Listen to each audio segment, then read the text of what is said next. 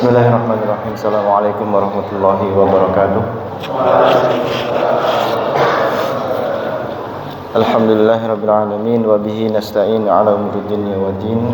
Wa sallallahu ala sayyidina Muhammadin wa ala alihi wa ashabihi wa man tabi'ahum bi ihsan ila yaumiddin. Allahumma la sahla illa ma ja'altahu sahla wa anta taj'alul hasana idza syi'ta sahla. Allahumma 'allimna ma yanfa'una wa anfa'na bima 'allamtana wa zidna ilma.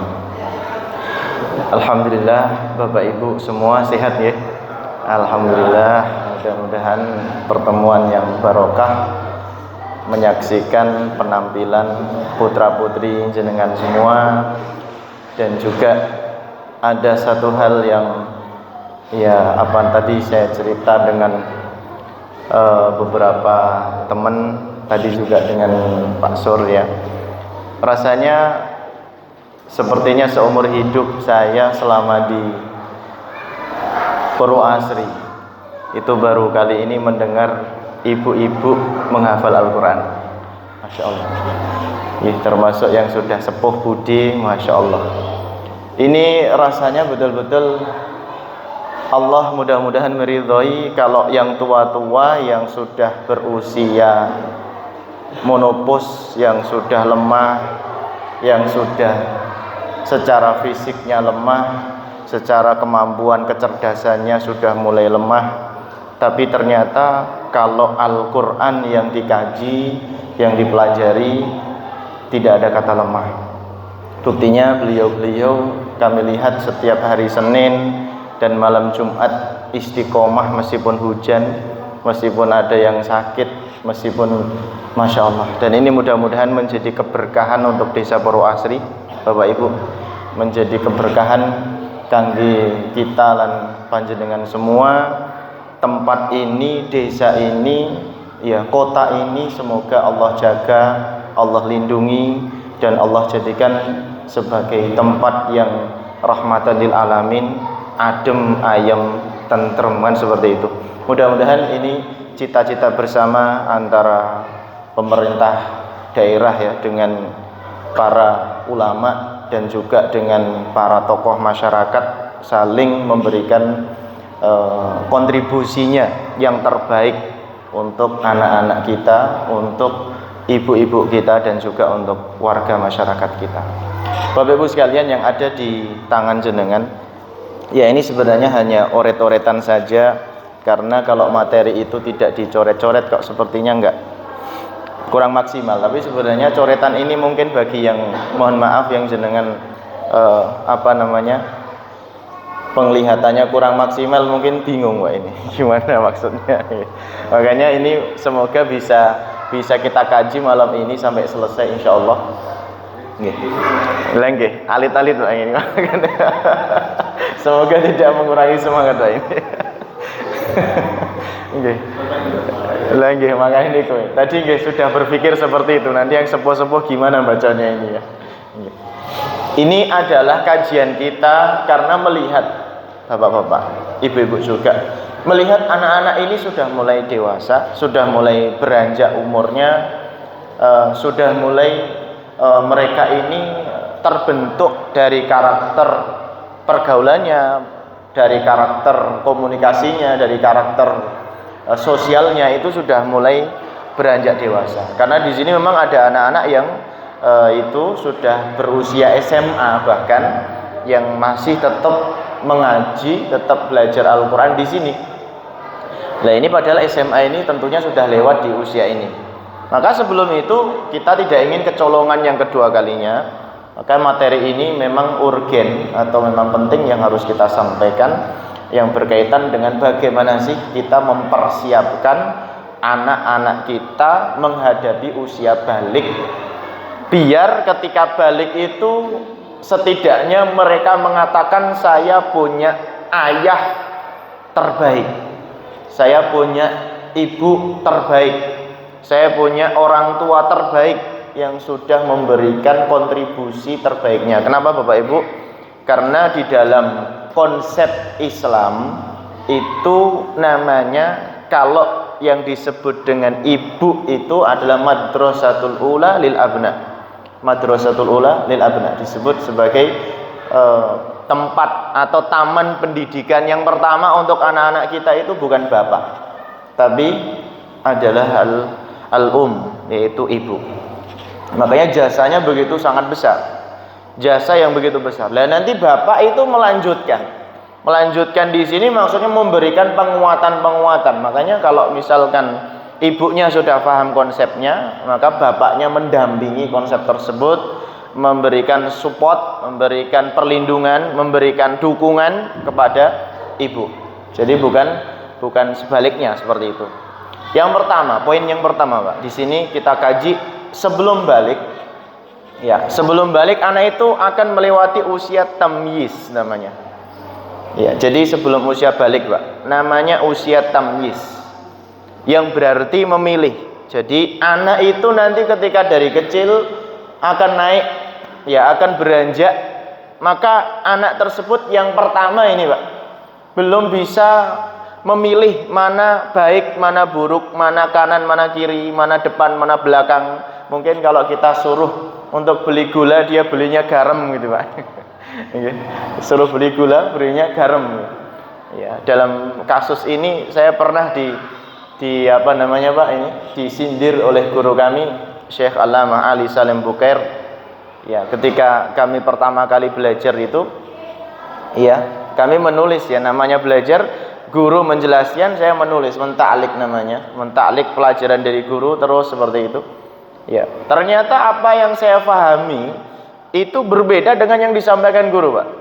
Jadi guru menyampaikan seperti ini, masalah fikih itu, menyampaikan hukum A, hukum B, hukum C, begitu. Saya rangkum sampai di namanya taklik. Jadi kalau taklik itu, ini misalkan bukunya, ya Pak, saya tulis di samping-sampingnya ini. Maksudnya apa guru itu, dicoret-coret di bawah samping-samping seperti ini. Jadi buku itu full dengan coretan.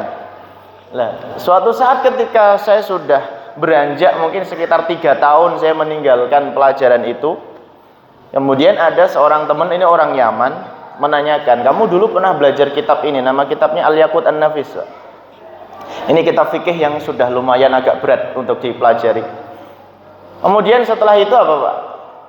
Iya, saya sudah pernah pelajari dulu sama Syekh Ali. Oh iya, Masya Allah. Kalau begitu, sini, apa namanya, kami mau fotokopi ininya, apa namanya, matannya, apa kitabnya itu mau saya fotokopi. Saya kasih, Pak, ini. Saya kasih, kemudian difotokopilah sama teman-teman Yaman itu. Masya Allah, sama teman-teman Yaman, buku saya dibawa, difotokopi. Begitu belajar dengan Syekh Ali, guru kami itu, teman-teman Yaman tadi, ketika di halaqah, beliau minta, ya, hadli kitab, mana kitabmu, sini saya mau baca sebentar. Dibaca, Pak. Dibaca, kemudian kata Syekh Ali, manil ladzi katab, man alladzi katab, maksudnya siapa yang menulis ini? Kata beliau jawab. Kemudian teman-teman di Yaman ini menjawab, hada Indonesia, Syekh, orang Indonesia saya ini yang menulis, hada talib Indonesia.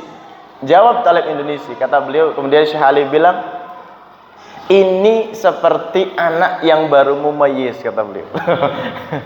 Beliau jawab gitu. Jadi saya itu dikatakan Syekh Ali, ini seperti anak yang baru mumayyiz, baru mau beranjak mumayyiz. Jadi ketika ibunya suruh beli gula, dia malah beli garam. Jadi saya pernah, Pak, mengalami masa ini yang kedua kalinya. Jadi dianggap mumayyiz. Kenapa seperti itu? Karena nggak paham. Ada beberapa tulisan atau catatan yang ternyata pemahaman kita keliru dari apa yang disampaikan guru. Nah, ternyata itulah perjalanan belajar itu, ada masa-masa di mana kita ada kontradiktif makna. Lah anak itu, Pak, akan mengalami usia tamyiz.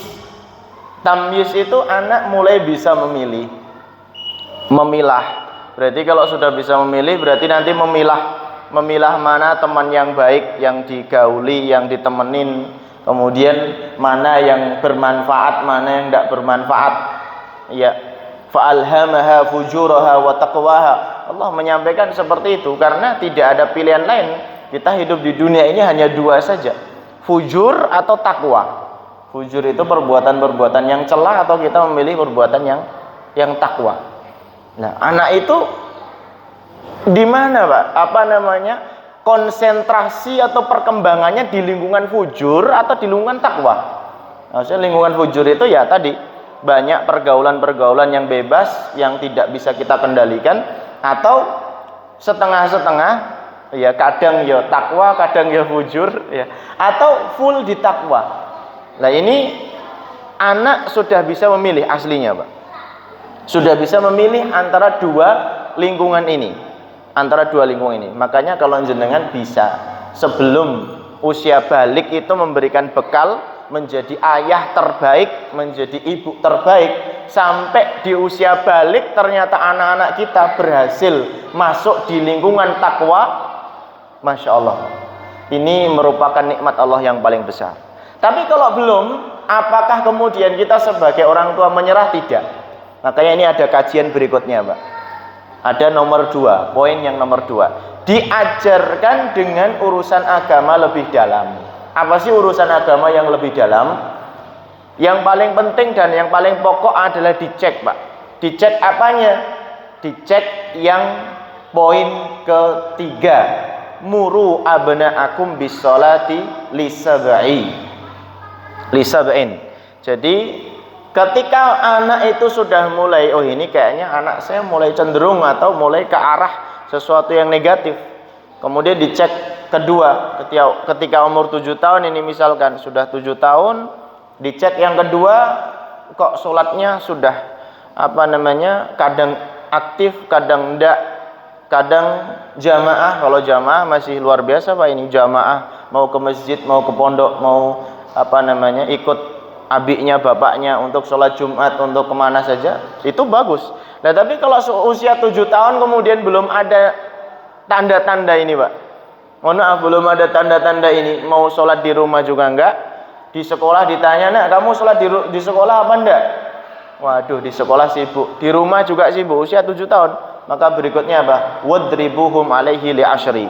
Setelah 7 diingatkan, nak kamu harus sholat. Ketika sudah diingatkan ternyata belum ada perkembangan yang baik, Pak, maka kemudian kita menunggu di usia yang ke-10. Di usia yang ke-10 ini baru kemudian wadribuhum.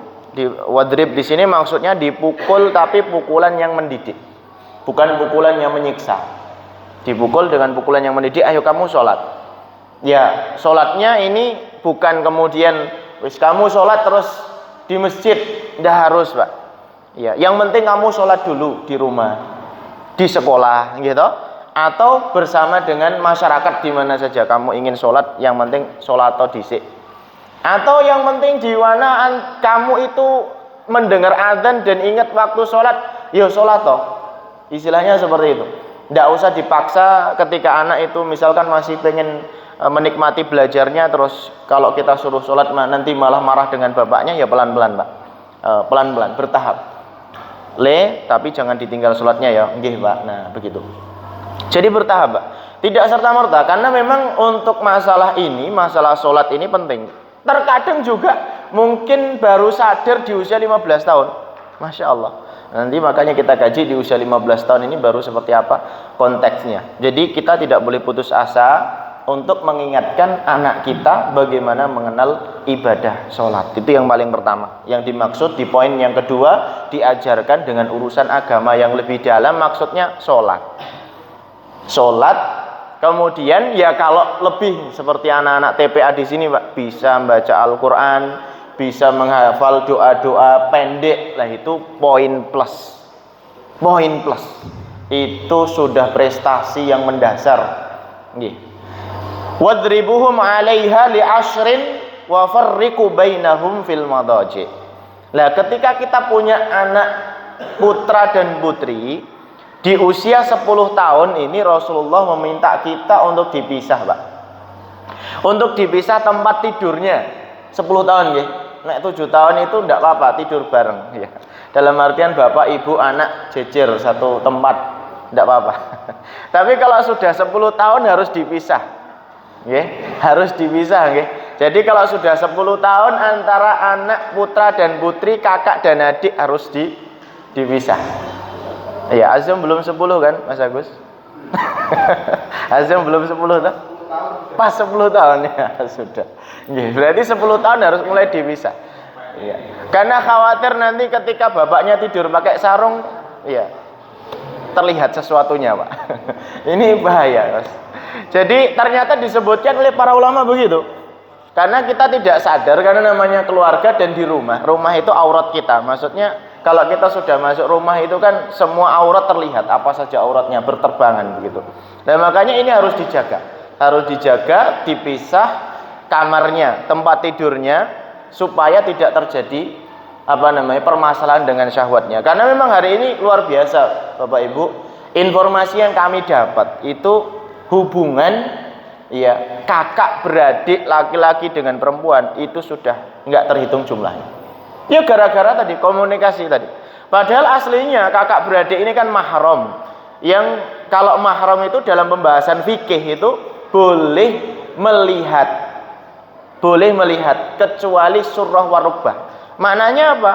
Kalau kakak beradik di rumah boleh ketemu, boleh melihat semuanya pada tubuh adiknya kecuali di perut dan pusar. Maksudnya kalaupun di rumah itu adiknya itu pakai pakaiannya agak terbuka itu tidak masalah. Tapi kalau ternyata misalkan nih contoh ini Pak, kalau di pondok pesantren mungkin kan sering ya tiba-tiba adiknya mondok lama nggak ketemu atau adiknya sekolahnya di luar kota pulang loh. Kok sekarang jadi cantik ya? Nah ini harus menutup Pak ini. Harus pakai pakaian besar. Mondok lagi atau keluar kota lagi, pulang lagi. Loh, kok semakin begini ini, saya nggak tahan. Harus pakai jilbab. Lah begitu pakai jilbab loh, kalau masih tertarik lagi, ya sudah pakai cadar di rumah nggak apa-apa, pakai masker. Berarti kalau pakai masker masih tertarik dengan adiknya, ya sudah, kakaknya itu harus dibikinkan rumah lagi, Pak. Iya, wis kono awakmu kono, tak gekne rumah kono. Ya karena ini bahaya, Pak. Jangan sampai terjadi hubungan yang tidak kita inginkan. Makanya di dalam pembahasan para ulama itu membahas ipar itu bisa membunuhmu. Ipar itu misalkan saya menikah dengan istri, ya Pak, pasti dengan istri kan. Saya menikah dengan istri, lah istri punya adik atau istri punya kakak, ini ipar, Pak. Ipar itu bisa memfitnah. Memfitnah di sini kalau misalkan saya tidak bisa mengendalikan syahwat. Kenapa seperti itu? Karena yang paling dekat bisa komunikasi itu ya ipar ini. Maka Rasulullah mengingatkan hati-hati dengan ipar, karena ipar itu bisa membunuhmu. Membunuh di sini maksudnya membunuh karakter kita, Pak. Kita bisa terjerumus, bisa melakukan sesuatu yang enggak diinginkan karena tadi komunikasi terlalu berlebihan dengan saudara ipar. Poin keempat, urusan dunia dan akhirat harus mulai mandiri. Urusan dunia, Pak. Urusan dunia itu harus penting, harus kita strateni pelan-pelan, terutama di sini prestasi sekolah. Nggih, saya tetap setuju, Pak, namanya les atau kursus atau pelatihan-pelatihan. Ya kalau ini jujur, Pak, dulu ketika saya sekolah di SMP, MTS, di SMK, itu memang betul-betul saya habiskan waktu saya berangkat jam 6 pagi, pulang jam 9 malam. Memang orang niat sekolah, Pak, niatnya organisasi. Ya wis bismillah, orang niat sekolah bener. Ngurusin sana sini, liga OSIS diurus, ya. Festival diurus, lomba diurus, ya, paduan suara diurus loh, Bu. Diam-diam saya itu paduan suara kalau cuman Pacitan aja lewat loh, Bu, ini. Ya. Pacitan sudah lewat saya ini. Di rumah itu saya punya prestasi-prestasi itu, piagam-piagam, bahkan piala itu banyak. Di SD Per 2 ada saksinya, Bu. Di sana ada juga nama saya ikut andil di sana. Mungkin Mas Agus ya nggak tahu aja. Iya. Jadi Perwasri Pacitan sudah lewat sampai provinsi saya, Bu. Iya. Kemudian dalam dulu saya pernah ikut lomba perpajakan juga. Perpajakan Pacitan lewat juga. Apalagi lomba bahasa Inggris, debat bahasa Inggris, Pak. Di SMK malahan. Itu ikut kejuaraan di provinsi yang mewakili di sana ada sekitar 44, kami masuk 10 besar. Seprovinsi Jawa Timur lomba bahasa Inggris. Tapi sekarang nggak bisa. Sudah lupa semua. Dalam artian apa? Itu prestasi dunia jangan ditinggal anak-anak kita. Diajar, didukung, temennya siapa ini yang bisa punya talenta di situ, kasih dukungan, Pak. Jangan setengah-setengah. Kamu cenderungnya di mana sih, Nak? Matematika. Ya udah, bismillah, sana kamu. Matematika dikuatkan.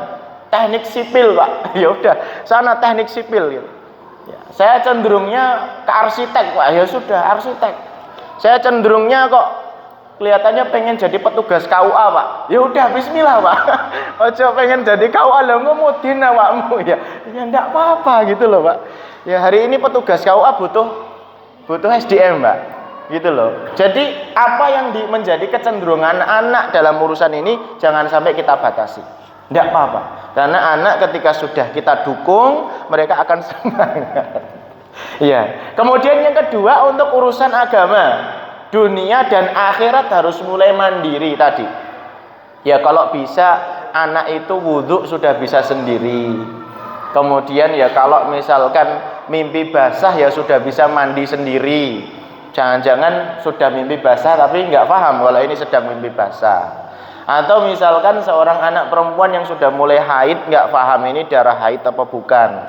Nah ini perlu kita kaji lebih mendetail seperti apa kajian masalah haid. Nah ini haid ini kalau Syekh Ali menyinggung, haid itu perempuan malu untuk menanyakan dan laki-laki tidak pernah mengalami. Ya. Jadi perempuan malu untuk menanyakan dan laki-laki tidak pernah mengalami. Ya akhirnya ilmu itu apa? Di tengah-tengah, Pak. Tapi santri-santri harus kita ajari. Santri di sini kita ajari. Nanti kalau jenengan pengen ilmu haid dan nifas, itu kami siap untuk mengajari. Ya. Jadi seminar perdarahan, Pak, namanya. Seminar perdarahan, bukan pendarahan loh, Ibu ya. Kalau pendarahan ini kan konotasinya negatif, tapi perdarahan berarti yang berkaitan dengan darah-darah itu. Berikutnya membedakan interaksi seperti berinteraksi dengan orang dewasa. Jadi kalau anak kita sudah berusia 7 sampai 10 tahun, maka interaksi kita harus berinteraksi sebagaimana kita, Pak, seperti ini. Interaksi sebagaimana layaknya dia itu orang dewasa. Dia itu sudah bisa berpikir, sudah bisa mencerna, sudah bisa punya gagasan dan ide yang mungkin kalau kita tolak, anak tersebut akan menjadi bom waktu pada waktunya. Wah ini bapak ini tidak pernah setuju, tidak pernah sepakat, tunggu saja saatnya. Nah jangan sampai seperti itu, Pak. Kenapa? Karena anak sudah mulai mencerna di sini, Pak, mencerna apa yang dia inginkan, memiliki idealisme yang sudah mulai tinggi dan mendasar, maka kita harus bisa mendudukkan posisi anak. Ya kecuali kalau nanti ketika anak tersebut sudah usia balik, nanti akan kita kaji. Kalau sudah usia balik lah baru didudukkan, awakmu wis dewasa, masa ya harus diatur seperti anak kecil kan gitu. Tapi kalau baru beranjak, maka kita harus berhati-hati di dalam memfasilitasi ide atau mendukung ide dan gagasan yang dimiliki oleh anak-anak kita. Berikutnya yang nomor ke-8, nomor ke-7, nomor ke-6, ini kebalik nomornya, Pak. Perkembangan yang terjadi dan perlu diperhatikan pada anak. Ini diantara anak-anak kita ketika sudah berusia 7 sampai 10 tahun, Pak. Yang pertama masalah agama dan akhlak. Dicek, Pak, dicek. Monggo nanti jenengan di rumah bapak-bapak dan ibu-ibu silahkan dicek 5 hal ini. Yang pertama masalah agama dan akhlak. Apa yang dicek di sini, Pak? Perkembangan anak di dalam memahami konsep tauhid, siapa Rob yang menciptakan. Dicek, Pak. Jangan-jangan ateis nanti, Pak. Ya dicek. Nah, Robmu siapa? Enggak ada Rob, Pak. Rob apa maksudnya? Yang menciptakan kamu siapa, Nak? Enggak ada. Saya enggak punya Tuhan, saya enggak punya Allah. Nah, ini dicek, Pak. Nggih, Bu, dicek nggih. Jangan-jangan nanti santri Ar-Royan enggak pulangnya jadi gitu. Ya, harus dicek. Tidak boleh seperti itu. Diingat, wah, Nak, enggak boleh itu, Nak. Soalnya Masya Allah, Pak, kami mendapati kajian masalah ateis ini di YouTube yang Masya Allah tokoh besar, jenengan tentu semua tahu, ya, jenengan semua tahu. Pasti di sini kalau saya sebutkan orangnya tahu. karena beliau barusan resign dari Kompas TV. Sudah tahu lah dengan siapa beliau. Itu menceritakan sejarahnya ketika dulu seperti itu. Jadi ateis tidak mempercayai adanya Rob, adanya Allah, adanya Tuhan, gara-gara sering dan sukanya baca kitab sendiri, baca buku sendiri. Jadi Masya Allah, anak SMA yang dia itu minat bacanya tinggi, tidak diarahkan, tidak punya idola guru, tidak punya idola ustadz, tidak punya idola ulama, akhirnya membaca sendiri, mendalami kitab sendiri, membaca buku-buku sendiri, literasi sendiri, yang akhirnya pada goal settingnya tidak mengakui adanya Tuhan. Nah terus kemudian akhirnya berubah juga disebabkan karena literasi juga. Alhamdulillah masih bisa berubah. Jadi dia yang pertama tidak mempercaya adanya Tuhan bisa kembali percaya adanya Tuhan, adanya Allah dengan literasi juga. Nah ini kan butuh proses Pak. Makanya ini kita cek bareng-bareng. Nah Tuhanmu siapa? Yang menciptakan kamu siapa? Rasulmu siapa? Ya agamamu apa? Ditanya Bang. Kemudian berikutnya adalah pengamalan ibadah harian. Dicek Pak pengamalannya. Yo kadang anak-anak kita itu mungkin apa sih dalam urusan agama yang pernah dilakukan di rumahnya. Misalkan anakku itu rajin sholawatan Tat. Pokoknya lek wis sholawat itu bisa 1000 kali di rumah. Enggak apa-apa. Anakku itu rajin sekali Pak. Apa Ustaz? Tahlilan. Kalau sudah diundang tahlilan itu mesti soft depan. Ya pokoknya enggak pernah nolak. Luar biasa. Lek wis tahlilan pokoknya di soft depan. Ya enggak apa-apa, dalam artian jenengan awasi mawon apa sih yang sudah dilakukan anak kita. Kemudian yang kedua, apa sih yang dilakukan anak kita? Anak saya itu suka sedekah Ustaz. Setiap hari ngumpulkan uang 2.000 rupiah. Nah, ada yang kayak gitu loh Pak. 2.000. Apalagi ada yang menyampaikan anak saya itu sudah menghafal Al-Quran juz 30, bahkan saya sendiri yang mengajarinya. Nah, itu harus kita cek. Jadi amalan-amalan yang itu tentu kita bisa memahami ilmunya ditanyakan sama anak. Tidak apa-apa ditanyakan aja. Itu untuk mengecek. Yang kedua, masalah sosial dan emosional. Bagaimana hubungan anak dengan keluarga. Kemudian hubungan anak dengan kedua orang tua. Hubungan anak dengan lingkungan dan teman-temannya. Karena usia 7-10 tahun ini butuh lingkungan Pak. 7-10 nanti beranjak ke 15. Ini butuh lingkungan yang mendasar. Dalam artian lingkungan yang mendasar di sini pergaulannya harus mulai kita tentukan nasibnya. Masya Allah ya. Pergaulannya harus mulai kita tentukan nasibnya ya. Kalau bisa kita berikan yang terbaik. Lah boleh nggak Ustadz anak saya itu kumpul dengan tetangga yang mungkin secara ibadah lemah? Boleh Pak.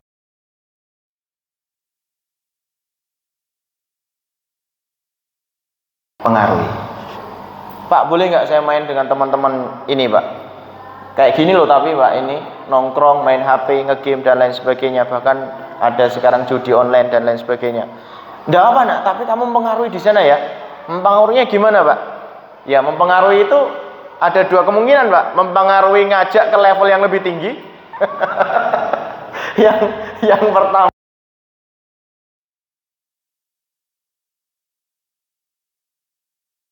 kan itu ada dua kemungkinan. Yang mana Pak? Pengaruh yang mana? Yang kedua nah itu. Jadi ikut Karang Taruna loh. Sekarang di kabupaten itu ada Karang Taruna. Iya Pak Ding. Ya ketuanya Mas Mulyadi.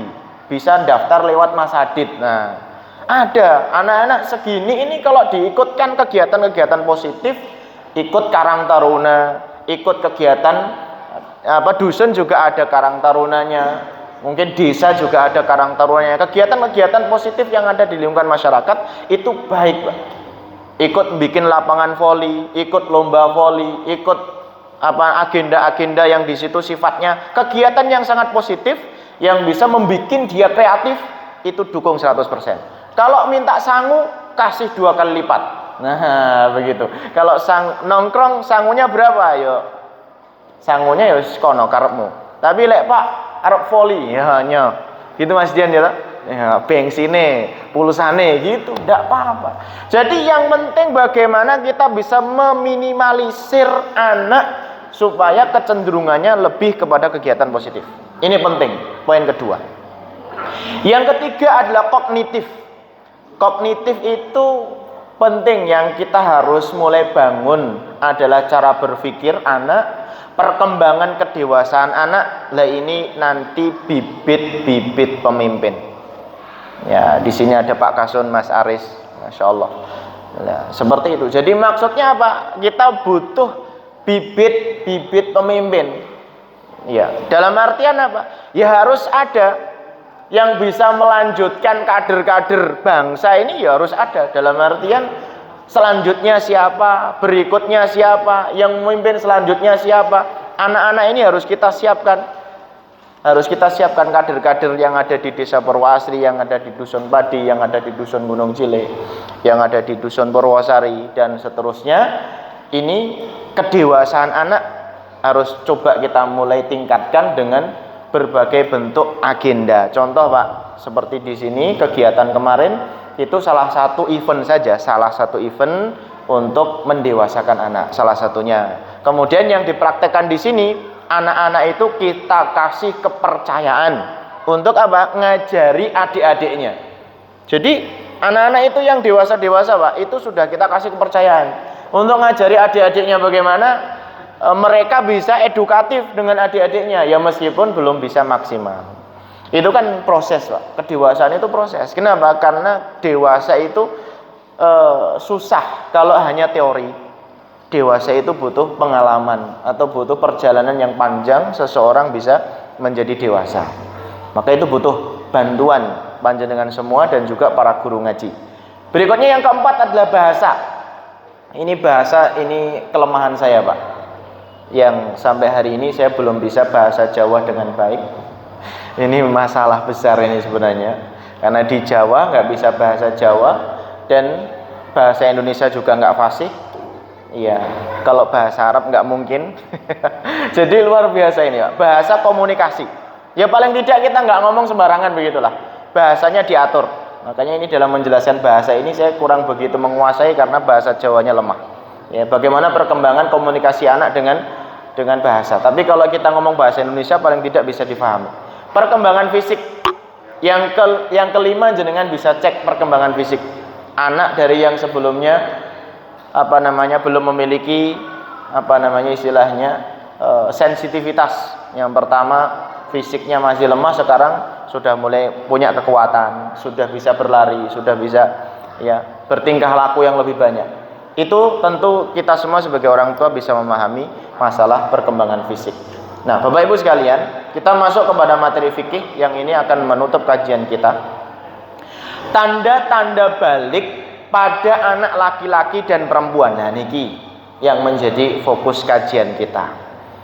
Yang pertama, usia prediksi, Bu. Ini ibu-ibu, karena ibu-ibu tadi Madrasatul Ula atau disebut sebagai taman pendidikan pertama untuk anak-anak kita.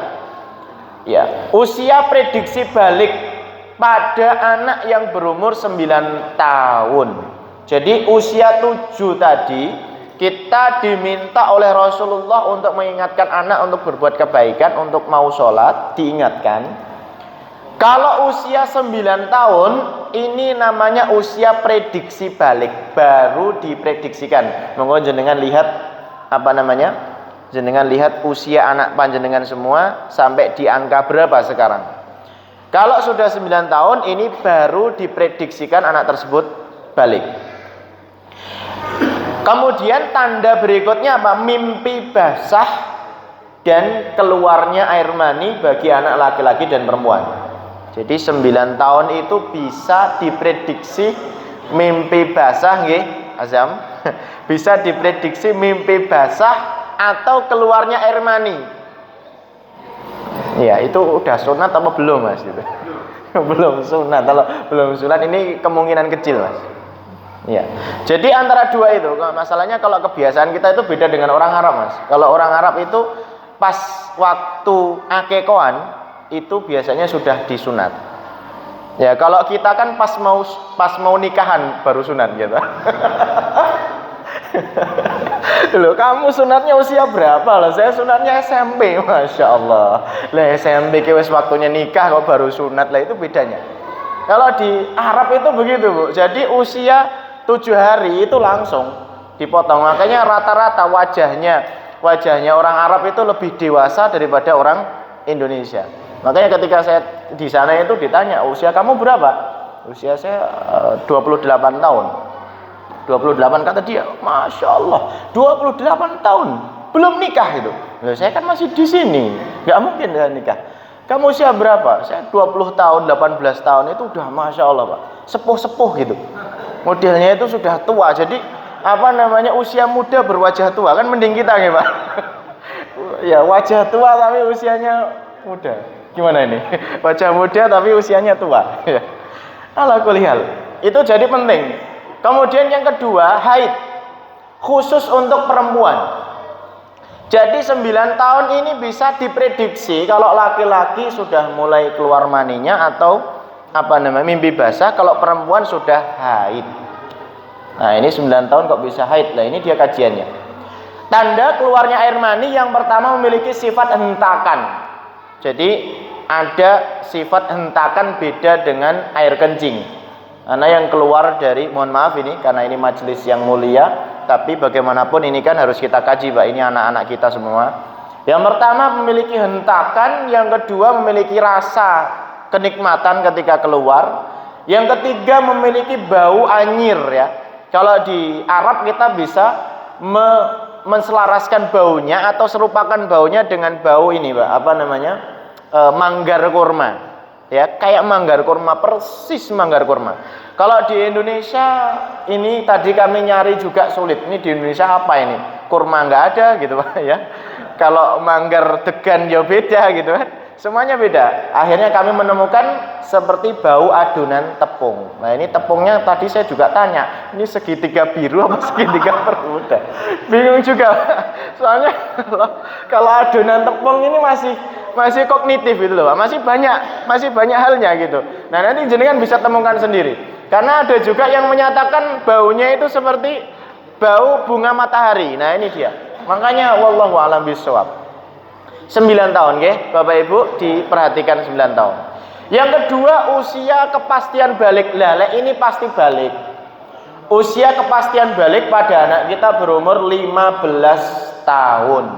Jadi, nek sudah 15 tahun, baik anak kita laki-laki maupun perempuan, dia ada tandanya. Tadi tanda yang pertama mimpi basah atau keluarnya mani, baik dia mimpi maupun tidak, dia haid maupun tidak, tetap dia disebut usia balik. Nek sudah 15 tahun. Nah, kamu sudah haid belum? Belum Bu, ya sudah, kamu tetap wajib sholat untuk yang perempuan meskipun belum haid. Nah, kamu sudah mimpi basah belum? Yang laki-laki belum Mbak, tetap wajib sholat karena dia sudah balik. Nah, ini Pak, jadi ketika anak kita sudah usia balik ini, maka Allah sudah memulai membuka kitabnya. Apa itu Pak? Catatan amal kebaikan dan catatan amal keburukan sudah mulai ditulis. Maka hati-hati, kita harus menjaga baik diri kita maupun anak-anak kita, mana catatan yang paling banyak ditulis, apakah di situ catatan kebaikan, apa yang ditulis oleh malaikat ternyata catatan keburukan. Nggih, ini untuk tambahan Mbak. Untuk ibu-ibu mohon maaf, tambahan untuk masalah haid.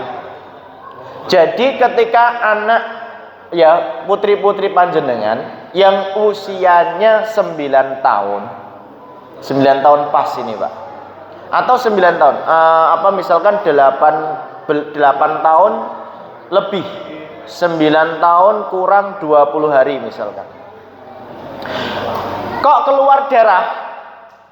Nah, usia kamu berapa sih sekarang? Jenengan cek ternyata di kalender 9 tahun kurang 20 hari. Berarti itu belum balik Bu. Kenapa belum balik? Karena minimal usia balik itu adalah 9 tahun kurang 15 hari. Jadi kalau 9 tahun kurang 20 hari itu belum masuk usia balik. Tapi minimal adalah 9 tahun kurang 15 hari. Kenapa kok 15 hari? Karena 1 hari itu adalah minimal haid. Jadi kita itu, perempuan itu punya masa minimal haid itu 24 jam. Kemudian kebiasaan perempuan haid itu 7 sampai 8 hari. Kemudian maksimal masa haid bagi perempuan itu 15 hari maksimal. Ini gimana kajiannya? Makanya tadi Bu, lek jenengan penasaran, kita siap untuk mengkaji masalah ini lebih detail. Kemudian setelah itu bagaimana cara mengkajinya kok begitu Ustaz? Ya, karena 16 hari ini digabung, yang 1 hari adalah minimal haid dan 15 hari adalah maksimal atau yang disebut dengan masa maksimal suci. Jadi jenengan Bu, itu perempuan itu terbagi 3. Yang pertama adalah al-jadidah. Al-jadidah itu seorang perempuan yang baru keluar darah haid. Yang kedua al-mu'taddah. Al-mu'taddah itu seorang perempuan yang sudah memiliki kebiasaan haid, tiap bulan haid. Bulan ini haidnya tanggal berapa, bulan besok tanggal berapa, bulan besoknya tanggal berapa. Ini namanya mu'taddah. Yang ketiga adalah al-mutahayyirah. Mutahayyirah itu perempuan yang bingung. Bingung di sini maksudnya kadang sekarang haidnya tanggal 6, besok pertengahan bulan, besok akhir bulan, bulan depan nggak haid. Ya ada. Karena memang ada perempuan yang haidnya dalam seumur hidup itu sekali saja, berikutnya nggak pernah haid. Ada. Bahkan di usia 40 tahun ke atas, mungkin 40 tahun ke atas ya Bu, 50 dan 60 dan seterusnya, itu bisa seorang perempuan memang betul-betul tidak haid. Ya, betul-betul tidak bisa keluar darah haidnya. Nah, jadi Bu, ini ketika seseorang perempuan memiliki darah, keluar darah itu minimal satu hari, berarti 24 jam.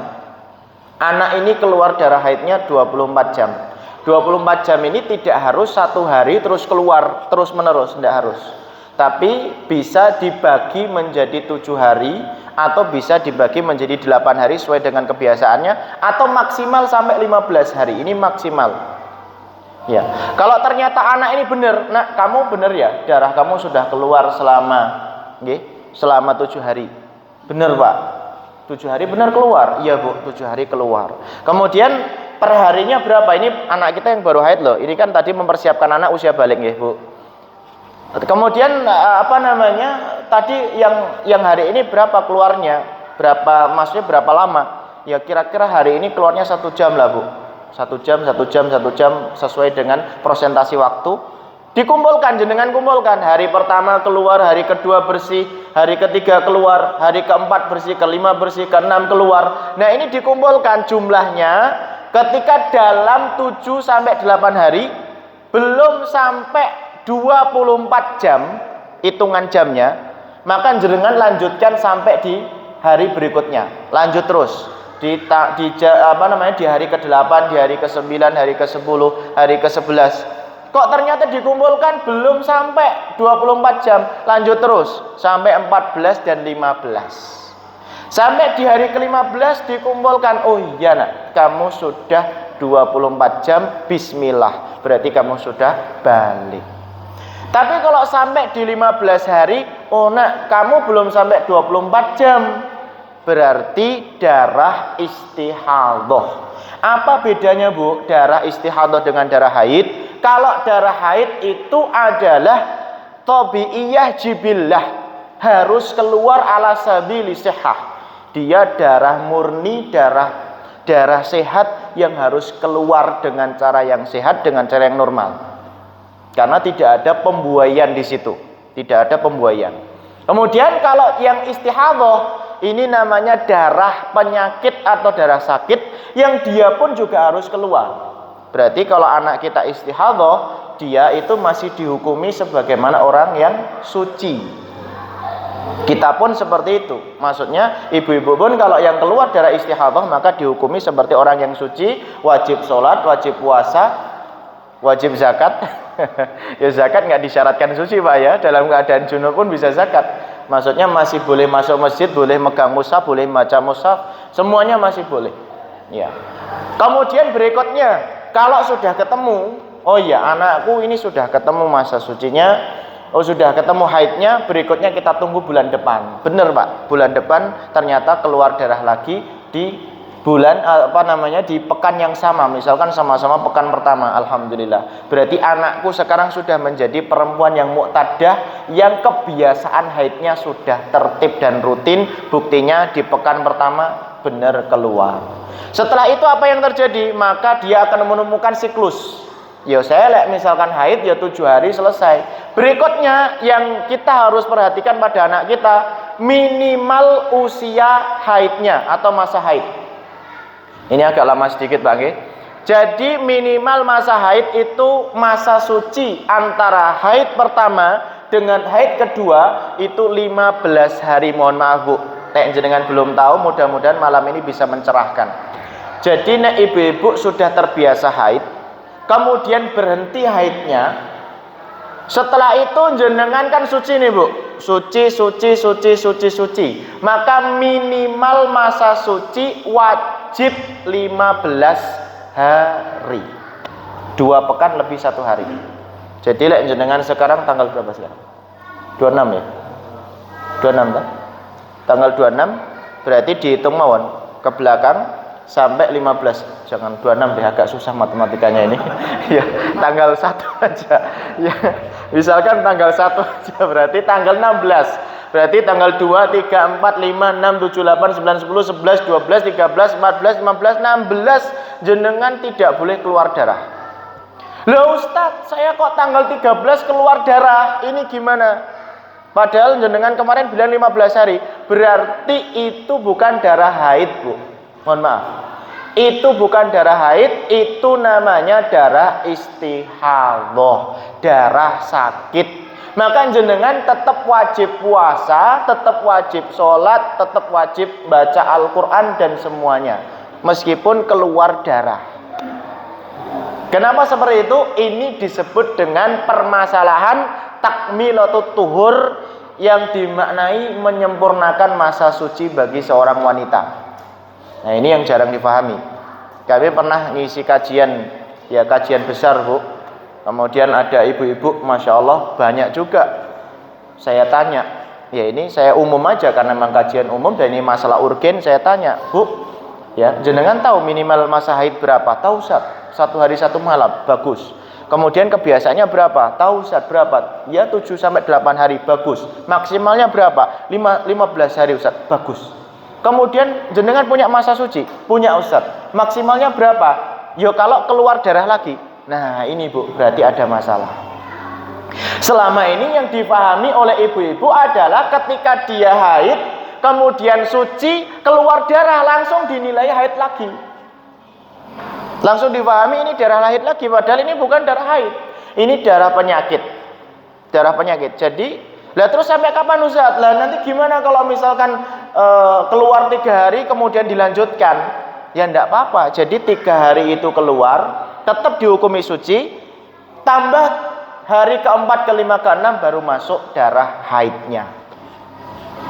Ini yang harus difahami bersama karena berkaitan dengan hukum ibadah Bu.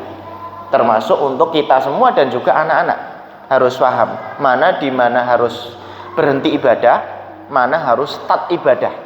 Maksudnya start itu harus mulai ibadah. Nah ini mudah-mudahan sedikit ini bisa mencerahkan ya, informasi kajian ini, karena memang poin kita adalah memberikan edukasi untuk anak-anak kita yang mudah-mudahan mereka bisa kita fahamkan dengan sebaik-baiknya. Kalau misalkan belum puas, insya Allah kita siap untuk seminar Bu, seminar perdarahan. Nggak apa-apa, nggak usah malu Bu, nggak usah malu. Kami pun juga seperti itu. Istri pun kami di rumah juga saya ajari ulang. Dalam artian loh, kamu harus berhati-hati. Karena kalau ini sampai kemudian terbawa sama usia kamu tua, maka kamu dalam kesalahan terus. Oh iya gitu ya. Loh iya. Loh kok malah yang laki-laki lebih pintar daripada yang perempuan? Lah itu juga nggak tahu Pak.